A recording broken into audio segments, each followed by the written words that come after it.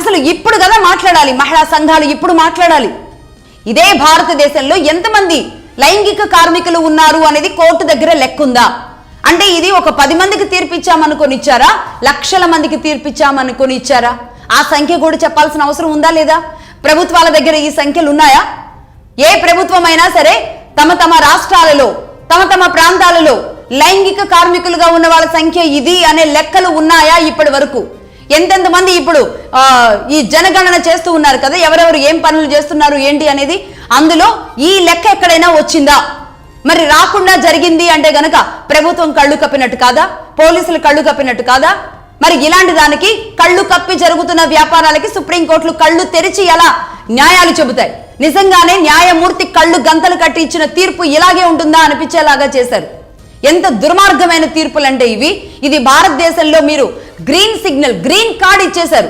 దీనిని ఒక మరో దేశంలాగా మార్చేశారు.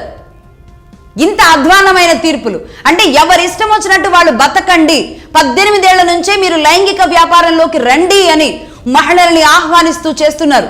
ఇది ఈనాడు కొత్తగా, ఈనాడు వింతగా ఉండొచ్చు. ఇదే అలవాటైపోయిన తరువాత సరిగ్గా 5-10 ఏళ్ల తర్వాత ఈ పరిస్థితి ఎంత దారుణంగా మారుతుందో తెలుసా?